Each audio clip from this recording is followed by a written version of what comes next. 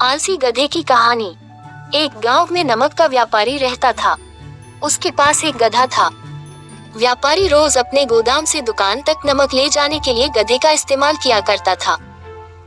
वह नमक को बोरी में भरकर गधे की पीठ पर लाद देता और उसके साथ साथ चलता हुआ दुकान तक आता था।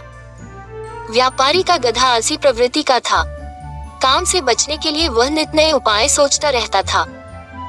गोदाम से दुकान तक के रास्ते में एक नदी पड़ती थी, जिस पर एक छोटा पुल बना हुआ है। एक दिन नदी पर बने पुल पर चलते समय अचानक गधे का पैर फिसला और वह नदी में जा गिरा। नदी के पानी से नमक की बोरी भीग गई। जब तक व्यापारी ने गधे को पानी से निकाला, तब तक बोरी में भरा बहुत सारा नमक घुल चुका था। गधा जब चलने लगा, तो उसे बोरी का भार बहुत कम महसूस हुआ और वह खुश हो गया। उसने सोचा कि अपने ऊपर लदा बोझ हल्का करने का ये बहुत बढ़िया तरीका है। अगले दिन वह जानबूझकर नदी में गिर पड़ा। नमक पानी में घुल जाने से बोरी का वजन फिर कम हो गया।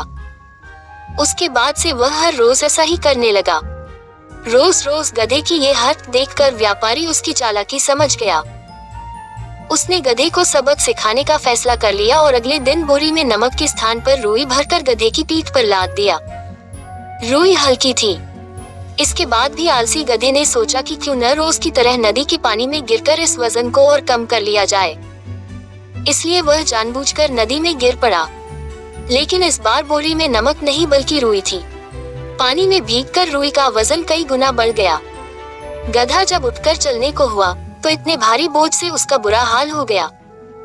उस दिन के बाद से उसने कभी आलस न करने का निर्णय किया। सीख 1, आलस का फल कभी न कभी मिल ही जाता है।